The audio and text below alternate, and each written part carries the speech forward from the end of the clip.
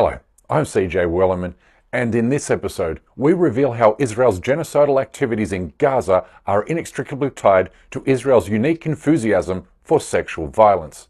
But first, please don't forget to like and subscribe to our show. Now let's get into it. Thanks to a new report by the Associated Press, the world now knows that almost everything Israel has said about October 7th is a fabricated and concocted lie, meant only to provide the Zionist state political cover for its atrocities in Gaza. Tragically, however, these lies perform their intended job, because bogus allegations of Hamas mass raping Israeli women ran 24/7 around the world for months on end, which in turn juiced America and Europe's tolerance for Israel's campaign of terror in Gaza and the West Bank. Which means every major news publication that laundered these lies has the blood of murdered Palestinian children on their hands.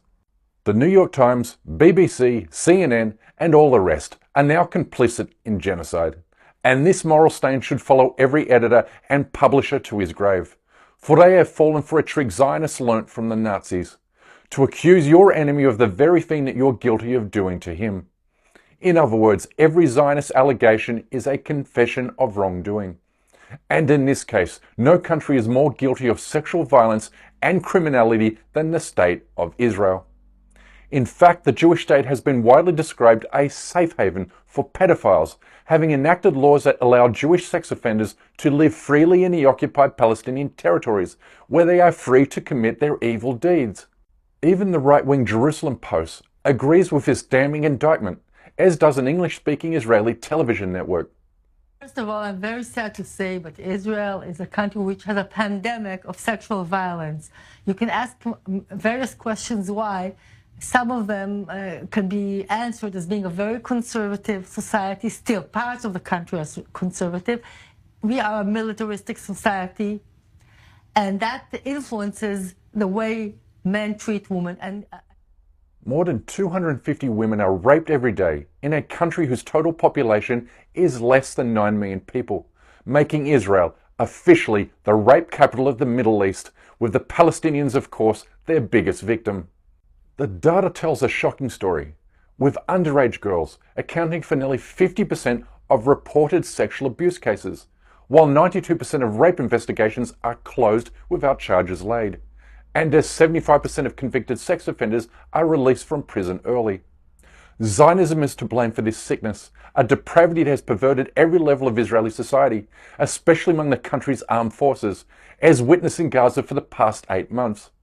While committing genocide and killing more than 10,000 women, Israeli soldiers have routinely dressed in the clothing of their female victims and then proudly shared the pictures with friends and family members on social media. Because for Zionists, this is totally normal and acceptable behavior. Here, 2 soldiers pose for the camera as they sit in the bed of a young girl they had killed earlier that same day, while their comrades rummage through the bedrooms of Palestinian women in search of their underwear and personal items. בבקשה, דבר ראשון. ממצא ראשון. יפה. או-אה. ממצא שני. כל נפש, מחבלים ארורים. לבן, כמו שצריך. מחבלים ארורים. ממש, כותנה, כמו שצריך, מוכן. החבר'ה פה, כמו שאתם רואים, שבוזים מהממצאים. מה שהם מצאו. חבר'ה, תהיו רגועים. אל תדאגו, שומרים עליכם. Zionists are so shameless about their sex crimes that Israeli soldiers taunt Arab girls on the internet, saying they will stop killing Palestinians if they undress for the camera. I'll tell you what, if you show me I won't kill any more Palestinian kids. You killed 25 kids, like you're proud of that? If you love Palestinians, you'll show me. This is what happens when you establish a nation state on stolen land and then kill, dispossess and displace its indigenous population. And this is the kind of sexual violence Israel has dished out to Palestinians for decades. Because when we talk about Zionism, we are talking about an ethno-nationalist ideology that promotes racism, toxic masculinity, and militarization. All the key ingredients that underpin every fascist movement. You see, the Israeli military has long used rape and sexual assault as a weapon of war against Palestinians. Soldiers routinely sexually harass women at military checkpoints and detention centers in the occupied territories, while ordinary Jewish civilians wear t-shirts that encourage shooting pregnant Palestinian women because you get 2 kills for 1 shot. This constant dehumanization results in sexual atrocities and the violent interrogation of innocent Palestinian women like this. This is happening in Gaza right now.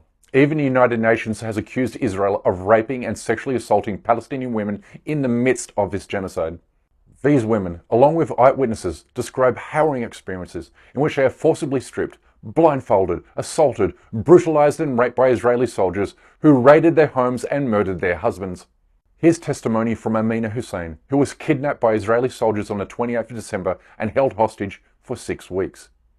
غششوني على ساحة على غرفة كبيرة كتير. كانت أتفاجأ إن كل البنات مشلحات، الأسيرات كل مشلحات. يعني أنا بعد ما طلعت من الغرفة البنات بيقولوا لي ليش بتطلع؟ قلت لهم أنا بتطلع، أنا اتفاجأت إنه كلنا مشلحات. So, while Israel is inventing stories of Jewish women being raped by Hamas, Israeli soldiers are actually raping and sexually assaulting female Palestinian hostages. That the media is now silent about this, even after the Associated Press debunked Israel's bogus allegations, is yet another painful illustration of how Israel has trained Western media outlets to believe the inverse of reality, that down is up, black is white, and day is night. Because no matter what crime Palestinians are subjected to, they are never allowed to be the victim. The Western media has reserved victimhood for Israelis, even when they commit genocide and rape. Call it Holocaust guilt, call it Zionist manipulation, call it what you will. But with that said, CNN deserves some credit here, despite its shameful track record of whitewashing Israeli crimes. 2 weeks ago, it revealed an insight into Israel's torture chambers, where thousands of innocent Palestinian men, women and children are held, a horror that even Israeli human rights activists are now protesting against. At the Sedi Taman facility in southern Israel, we joined human rights activists amid growing public concern for the detainees being held inside. This is a protest by Israeli citizens outside a detention centre close to Gaza, where we know hundreds of Palestinians have been held. You can see it's a closed military facility. It's behind a barbed wire fence. We're not permitted access. There's hostility from passers-by. If you look closely at a sign that was held by one of the Israeli protesters, then you will see that it speaks to the recent killing of a Palestinian man who was killed by Israeli soldiers who shoved an electric stick into his anus. This is Zionism. This is Israel. This is where Palestinian men are routinely subjected to sexual torture, including forced nudity in freezing conditions, kicks or strikes to the genitals, along with threats of rape and sodomization, and actual cases of rape and sodomization. It's also important to recognize that an overwhelming majority of male Palestinian detainees who languish in Israeli military detention centers are held without charge or trial. In other words, they are hostages, no different to the hostages held by Hamas in Gaza, although Israel is holding nearly 40 times as many. But, as I mentioned at the top of this episode, Israel has become a safe haven for pedophiles, which was why nobody should be surprised that Palestinian children are also subjected to rape and sexual assault, with one Israeli human rights group reporting that 69% of detained Palestinian children are stripped naked, while another group found that more than 40% of children are sexually assaulted in one way or another. Now I want you to think about that for a moment. Imagine your child being kidnapped by foreign soldiers from your home in the middle of the night and then taken away and stripped naked and assaulted in front of other threatening soldiers. You'd go after those soldiers with a vengeance. Here's what a former US State Department official had to say about Israel raping teenage boys as young as 13. You mentioned sexual violence. I was part of the human rights vetting process for arms going to Israel, and a charity called Defense of Children International Palestine drew our attention at the State Department to the sexual assault, actually the rape, of a 13-year-old boy that occurred in an Israeli prison in the Moscovia in Jerusalem.